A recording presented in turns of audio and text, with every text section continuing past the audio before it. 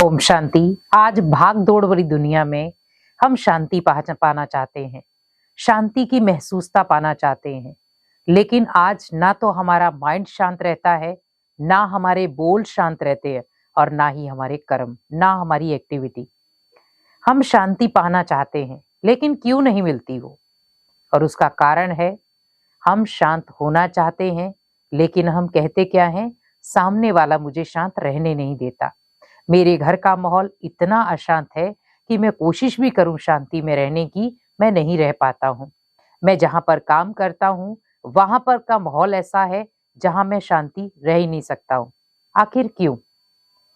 क्योंकि जो शांत व्यक्ति होगा वो अपना ऑरा मंडल अनेक प्रकार के स्थान पर वो बरसा सकता है।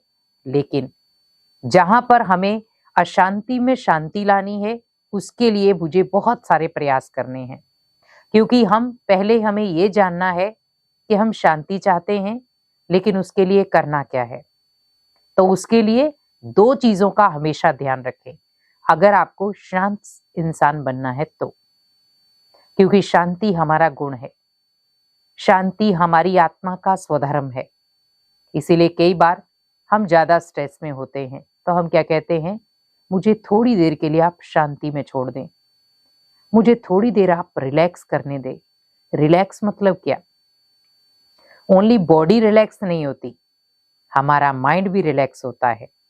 आज हम रात को 6 घंटे की नींद करते हैं तो उससे ओनली बॉडी रिलैक्स नहीं होती, हमारा माइंड भी रिलैक्स होता है। क्योंकि जब हम सोए होते हैं किसी भी प्रकार का विचार हमारे माइंड में नहीं आता, लेकिन जैसे ही आत्मा जग जाती है बहुत सारे विचार आना शुरू हो जाते हैं। आपने देखा होगा कई बार हम टेलीविजन देखते देखते, फिल्म देखते या सीरियल देखते हम सो जाते हैं, या मोबाइल चलाते चलाते सो जाते हैं और वही स्वप्न में घूमता रहता है। हम कहते हैं कि ये स्वप्न में बार बार क्यों आता है? मैं भगवान को याद करके भी सोता हूँ, लेकिन फिर भी स्वप्न में कोई ना कोई उल्टे विचार चल पड़ते हैं। वहां पर आपको ध्यान रखना है कि आपके ये जो उल्टे विचार चल रहे हैं उसका कारण है कि आप जब सोने गए थे उस समय आपने ये ध्यान नहीं रखा कि मैं आत्मा को या मन को कौन सी डोज देकर सुला रहा हूं। बहुत सारे लोग नींद की गोलियां खाते हैं, उन्हें नींद नहीं आती, लेकिन अगर आत्मा को पीसफुल आपने बना दिया तो आपको नींद की गोलियां खाने की जरूरत नहीं। तो कौन सी चीजें आपको अपनानी है जिससे आप खुद ब खुद आत्मा को शांत कर सकते हैं। भले कितनी भी बड़ी परिस्थिति होगी, कितना भी क्रोधी व्यक्ति आपके सामने आ जाए, लेकिन आप शांत हो सकते हैं। उसके लिए पहला, बहस करना छोड़ दें। क्योंकि आज हम क्या करते हैं, एक दूसरे के साथ हम बहस करते रहते हैं। सामने वाला हमारी बात सुने या ना सुने, लेकिन हम उसे समझाने में लगे रहते हैं। आपको बात उसे तब समझानी है जब वो शांत हो, क्योंकि जब आप भी शांत हैं वो आत्मा भी शांत होगी, तब आप उसे कुछ समझाएंगे तो उसे समझ में आएगा। जैसे आप सागर की लहरें हैं, उसके बीच में आप पत्थर मार रहे हैं तो क्या होगा, आपको पता भी नहीं चलेगा कि लहरों में कोई उथल पुथल हुई है।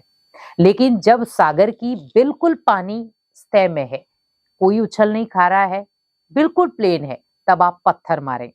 तालाब में या नदी में आप पत्थर मारेंगे तो आपको क्या नजर आएगा, बहुत सारे गोले गोले नजर आएंगे। जैसे आपने पत्थर मारा उस जगह के आसपास बहुत औरा मंडल बन जाएगा। सेम हमें वही चीज देखनी है।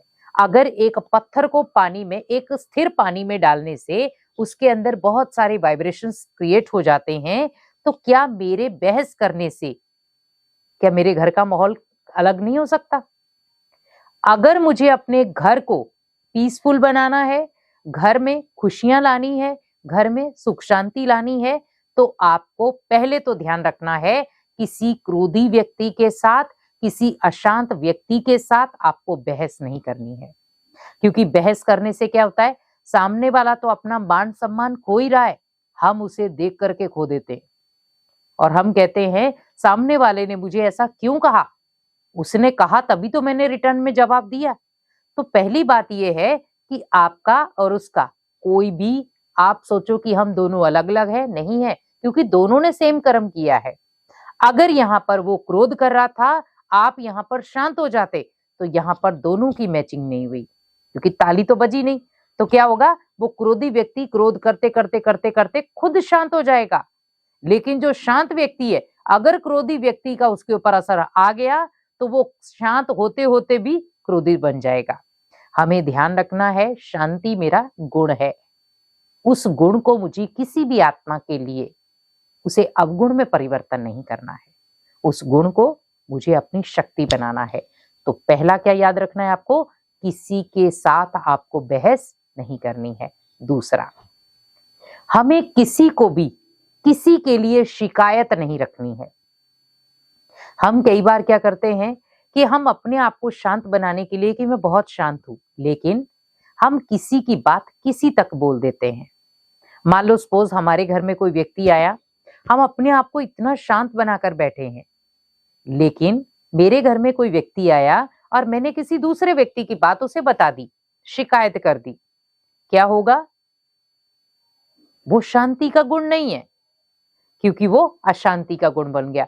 मान लो आपने उस व्यक्ति को बताई, वो व्यक्ति अपने घर में बताएगा, वो व्यक्ति घर में बताएगा, घर का व्यक्ति कोई उस व्यक्ति को बताएगा जिसकी वो बात थी।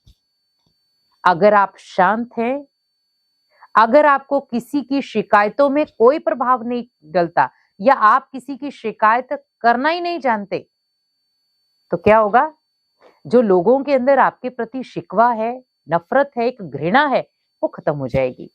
क्योंकि आज हम क्या करते हैं, एक दूसरे की शिकायतें एक दूसरे को लगा रहे हैं। जिसकी बात है, कोशिश आप यही करें कि बात का सेंटेंस हमें वहीं खत्म करना है। जिसकी बात है आप उसी व्यक्ति से आप डायरेक्टली पूछ लें जब वो सौफी हालत में हो। सौफी मतलब क्रोध वाला ना हो या कोई परेशानी में ना हो। जब वो नॉर्मल हालात में है, आप उसे प्यार से ये बात पूछे कि आपने मेरे बारे में ऐसा क्यों कहा। मैं आपके प्रति कोई ऐसा नेगेटिव नहीं सोचता हूं, लेकिन आप मेरे लिए ऐसा क्यों सोच रहे हैं। क्योंकि जब हम बात को भी तोल करके रखते हैं, बात को भी एक समझदारी के आधार पर रखते हैं, तो वो बात किसी को भी इफेक्ट नहीं करती है। क्योंकि आज हमारे माइंड के अंदर बहुत सारे लोगों के लिए शिकायतें हैं। एक शिकायत अपने लिए भी रख लें कि भगवान मुझे इतना सुधारने की कोशिश कर रहा है, भगवान मेरे कर्मों को श्रेष्ठ बनाने की कोशिश कर रहा है, भगवान मेरे माइंड को शांत बनाने की कोशिश कर रहा है, तो क्या मैं बन रहा हूं। तो मुझे पहले स्वयं से शिकायत होनी चाहिए थी। मुझे पहले अपने आप को देखना है, मुझे किसी दूसरे को नहीं देखना है। क्योंकि इस संसार में हम व्यक्ति अपने आप को सुधारने आए हैं, हम दूसरे को सुधार नहीं सकते। हाँ, भगवान ने हमें मौका दिया है कि बच्चे अपने कर्मों के आधार पर आप बहुत सारी आत्माओं को सुधार सकते हो। तो कोशिश आपको यहाँ यही करनी है कि हमें किसी को सुधारने से अच्छा है अपने कर्म धारा को, अपने मन की शांत स्थिति से इतना पावरफुल बना दो कि सामने वाला व्यक्ति देखते हुए शांत हो जाए। उसके मन में जो भी क्रोध अवस्था है या क्रोध करता है, वो आपको देखकर शांत हो जाए। उसके मन में कोई आपके प्रति भी कोई शिकायतें हैं, वो सामने आकर के खुल के आपसे प्यार से बातचीत करे। तो कोशिश आपको यही करनी है, पहला किसी से बहस नहीं करनी है, और दूसरा किसी की कोई शिकायत ना करें। क्योंकि ये शिकवा शिकायतें ये व्यक्ति लास्ट तक लेकर चलता है, लेकिन क्या लेकर आए थे, क्या लेकर जाएंगे। खुशी से आए हैं, खुशी ही लेकर जाएंगे। अपने अंदर ये स्लोगन पैदा रखें। तो जब आप ये स्लोगन याद रखेंगे कि हमें खुशी से आना है, क्योंकि बच्चा जब जन्म लेता है थोड़ा सा रोता है और फिर मुस्कुराता है या शांत हो जाता है। वैसे मुझे भी इस दुनिया में भगवान ने जन्म दिया है, तो मुझे क्यों ना इस जन्म को भी बहुत पुण्य वाला, बहुत महानता वाला बनाना है, जिससे मैं अनेक आत्माओं की सेवा कर सकूं। तो इसीलिए कोशिश करें, मन को शांत बनाएं, स्थिर बनाएं और अपने घर के माहौल को भी पॉजिटिव रखें। ओम शांति।